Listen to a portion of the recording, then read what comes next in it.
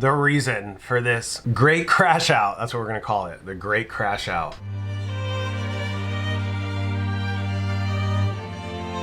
So I'm gonna piggyback a little bit off of the last video that I did, and here we are gonna talk about this phenomenon going on that is this crash out of skate YouTube. All of these skate YouTubers, you know, including myself, have like quit, fallen off, crashed out in some shape or form, right? And I don't think that this can be talked about without addressing Braille, which was, or still is, the biggest skate YouTube channel, if we're going by the measurement of subscribers. View-wise, not so much. I mean, the video they uploaded 3 hours ago right here, 511 views. Like, they have really fallen off. And we all know why. That's like a beaten horse. So I don't really need to go much into that. I mean, you know, there's a mass exodus of subscribers too here from Braille. They've lost like a quarter of a million. Yeah, man, views super dropped. And you know, I think there's a lot to be said about Braille in general and Revive as well. And whether you like them or not, they brought a lot of kids into skating.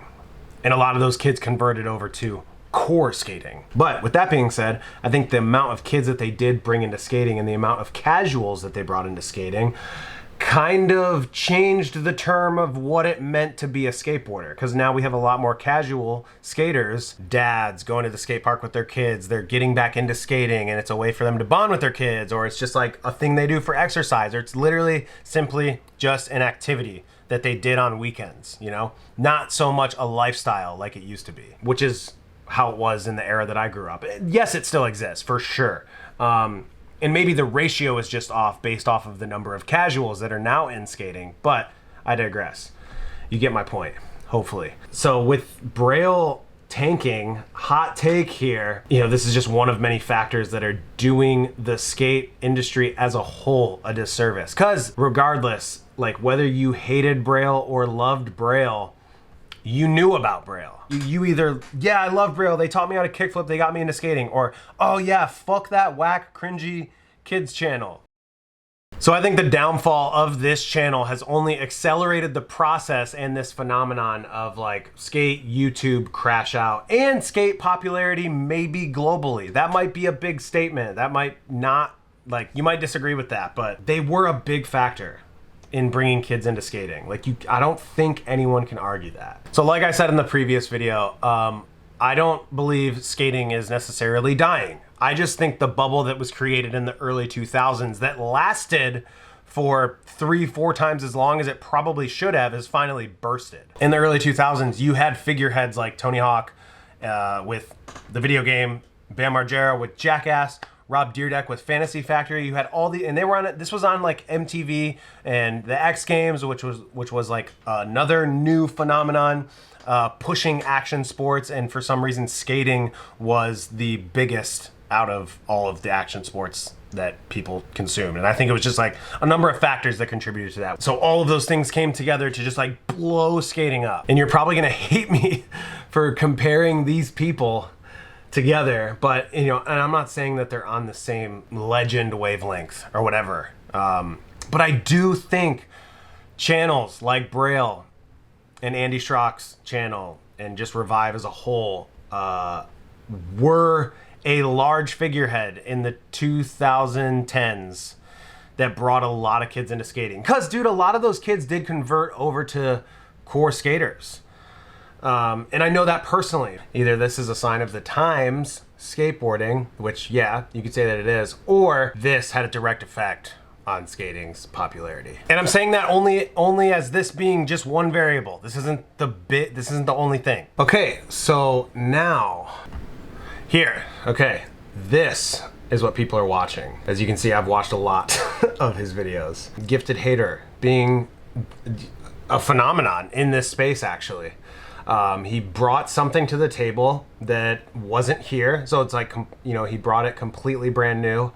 And he kind of like blew it out of the park, dude. Yeah, he kind of embodies like the edgy, over opinionated, I'm not afraid to say what everyone's thinking attitude to this space that has always existed in in like core skating, by the way. It just wasn't in this space yet, and he finally brought it here, and it fucking worked, you know? And I mean, look, as you can see here, he hasn't posted in 3 months, but I mean, this is a KYSL. It's a little skate contest tournament thing that he does. 158,000 views. And as you can see, Braille's most recent videos, 5K. So the audience that watches skating on YouTube has shifted. YouTube isn't just full of kids anymore that want to learn how to skate. It's people that are actually interested in skating. Also, I think it's worth noting that there was an entire generation of skaters that grew up watching YouTube. So once they grew out of the other content that they were watching, they gravitated towards Joa's content because that speaks more to them now that they're older. But I also think that he's like a destination channel too. I think people open YouTube just to watch him and just to go to his channel and then close YouTube after. A lot of the people that hate the Braille Revive circle of skate YouTube watch Joa. I think around the time that he started blowing up, which was 2021, end of 2020, beginning of 2021, you know, I think people got kind of scared and started tailoring their content so that they wouldn't end up on this channel. Cause I mean, dude, he's bodied people.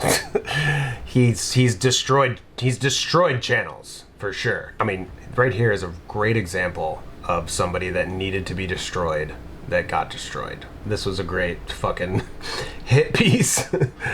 Okay, so we see how far the pendulum has swung from fucking here to here.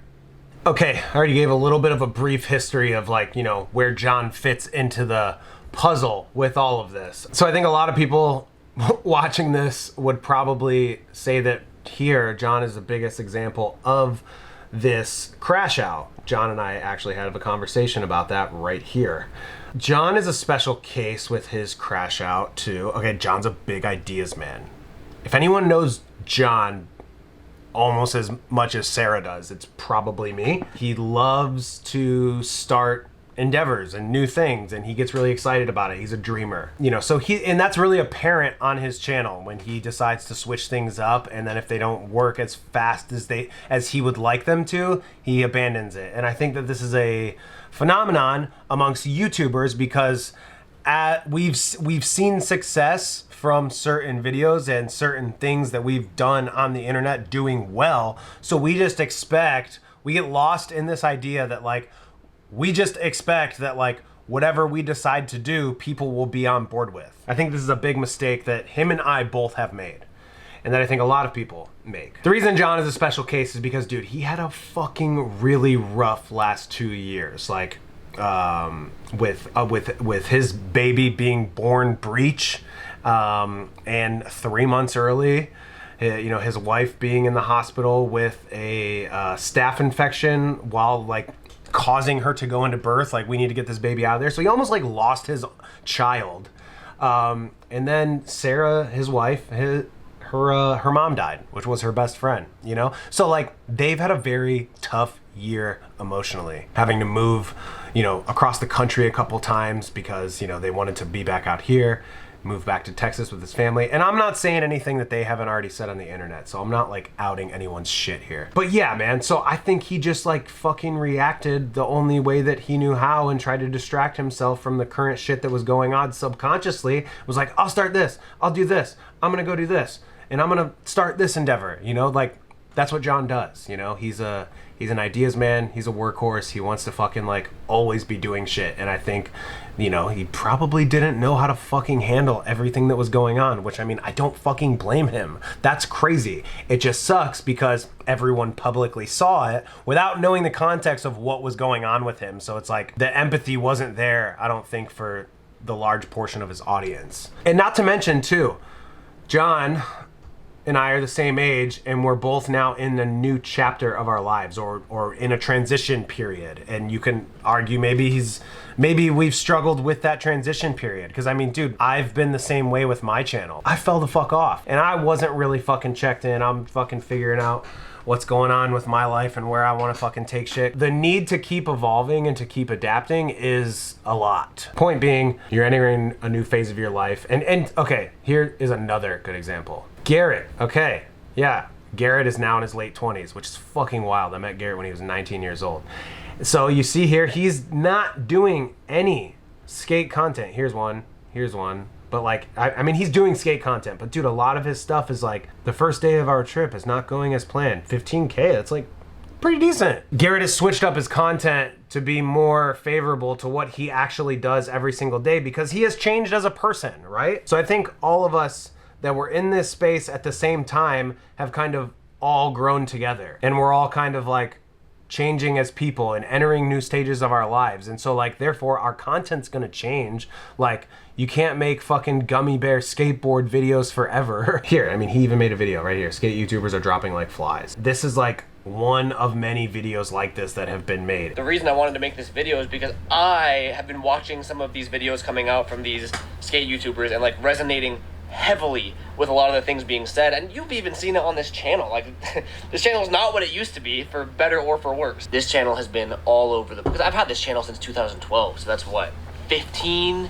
No, wait, what year is it? 13 years now. Like, I've gone through so many personal changes, life changes, interest changes, hobby changes. Like, that is a long time. Really, I think that's what's kept my passion for YouTube alive. A lot of the people that grew up watching a lot of these channels, like probably like 12, 13, 14 years old, and now fast forward, they're like 20 and 21, they might not have stuck with skating. They might not, like, I think that's a large majority, or a large amount, I should say, of people probably got into other things, you know? So, I mean, unless they really liked the person making the video, they probably went elsewhere. So, like, you now have people on YouTube like Tom Asta and Brad Cromer. Santa Cruz was proactive on YouTube. CCS was proactive on YouTube. You have all these other channels and these people coming to YouTube. So YouTube isn't the public shaming ground that it once was. Like, if you were on YouTube, it's not this like taboo place anymore to be, you know? So, because now we have enough people in here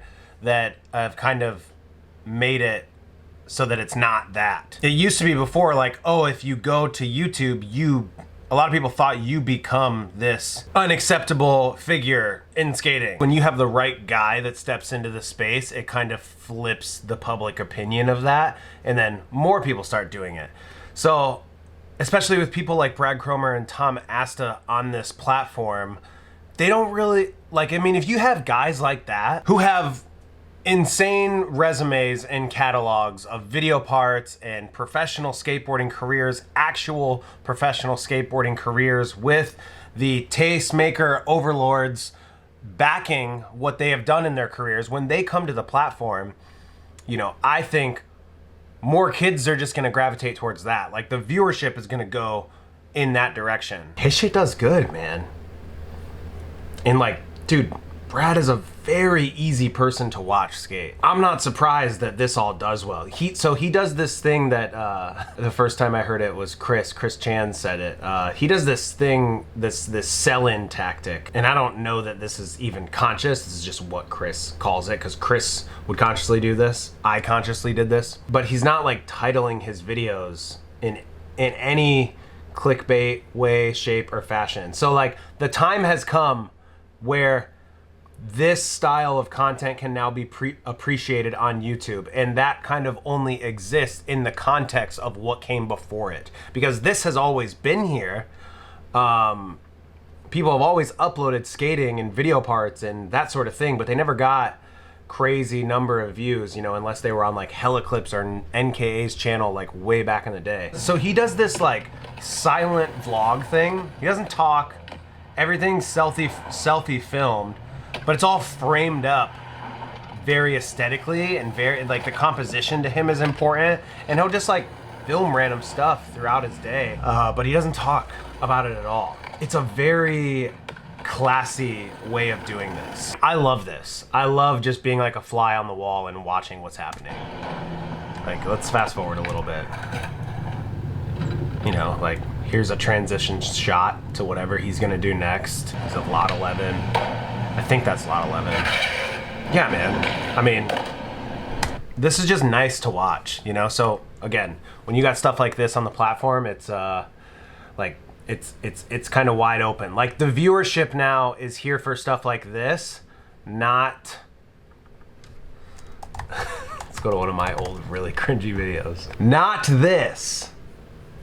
This isn't what people are here for anymore. These first three. So like myself, I started my channel through John. Dan started his channel through me. He was on my channel for 2 years until he started his own and built his own, you know, so he got like his starting audience from me and then built his own. And now it's funny, people like remember me from Dan's channel. He's now been doing his YouTube channel for twice as long as he was ever even on my channel. And like, so these numbers that he gets every day in today's day and age, these numbers are insane, you know, but he's kind of always gotten these same numbers. And I think, you know, he's steadily like, he's steadily climbing, I think overall, sometimes down, sometimes up. But I think he's pretty leveled out just here, and he just gets these numbers. And he got these same numbers 4 years ago. 4 years ago, it was like, oh, cool, yeah, man, it's like working. You're doing these type of numbers. But now, because everything has dipped so low, these numbers are fucking incredible. Like, that he can hit this every single day still. Yeah, I mean, he does it good, you know? You have, like, Brian Arnett's circle of friends. I think they kind of do more of a spin-off of what, like, John, Braille, Revive, and like I even did in the beginning of my channel, and then Dan here is kind of doing a spin-off of what I later did on my channel, and then he just perfected it, does it every day, and figured out a format to just, you know, keep it going. I would say Dan and Joa are the two people carrying the torch right now for skateboarding on YouTube. So I guess my point being why I think everyone has crashed out or fallen off is just because, dude, we're all 30 now, man. If you are the same person at 30 years old that you are in your early 20s, there's a problem. So much changes by the time you get to that age, and you learn, like, hopefully you learn what really matters. You stop caring as much about what other people think of you. So things really start to take perspective as you age, and I think it's weird too, because we're us millennials, like I think people mostly my age or that got on the internet earlier and started doing YouTube as a career, we're like the trial run, you know, we're the guinea pigs to this, to see like how you're gonna evolve your content as you age and as your audience ages and as you change. So inevitably it's gonna lead to like some sort of like fall off or crash out or whatever, and it kind of just is up to you. If like the conclusion that I've come to is like, it's just up to you if you decide you want to keep doing this, and like that literally might mean like starting over from scratch, you know, on a different channel, or switching up your content and having all your views dip. Things have these moments, and things live in these moments, like a style of content or like a group of people that make content, like a community that is skate YouTube. That moment is in the past, and there's a new wave of kids, and there's a new format of humor. There's a whole new generation that's like on YouTube, or actually even not on YouTube. Like they use other apps, like Snapchat is popular again. You have these demographics going elsewhere, being interested in other things, and at the same time, while all of us have grown up, are entering new phases of our lives, some of us are realizing like what truly matters to us individually, and like people are taking different courses and different paths. I think it's simply just that, but it is fucking crazy that it kind of all happened at the same time, or it seems like a domino effect of like one after another. And I think, you know, you see one person do it, or kind of like, oh, I'm gonna do this thing now, I'm gonna start a new endeavor, or I'm gonna stop doing YouTube, or it starts this like domino effect of inspiration, like, yeah, maybe I should try that. Like you had the courage to start a new thing or embark on a new journey. I do think that because skating is in this place where it's overcorrecting and plateauing out and kind of leveling off financially, and the money that comes into skating now, like it doesn't necessarily pay the bills that it once did. And you know, that's not just for core skating, but that's also for this niche community skate YouTube that we have here. So I mean, if you can't pull in the same type of engagement or views and revenue that you once were able to, you got to pivot, because you got to feed your fucking family and pay your bills, and you know, you might have to like get a job. And that's a hard thing to wrestle with when it's like, You know, you're doing this and you're like, oh fuck, I might have to do that. And yeah, you can argue, oh well, everyone else does it, everyone else gets a job. Like, yeah, I know, but I'm saying like the idea of like, fuck, this thing that once was thriving and doing so well for me, it's not working anymore. I want it to keep working. What do I need to do to make it work? So you want to like fight for this. You want it to work, but you know, so having to accept that, I think, is tough, which leads to also leads to crash out. So yeah, I think I've said enough. Yeah, if there's anything you guys want to add to this conversation, please leave a comment below.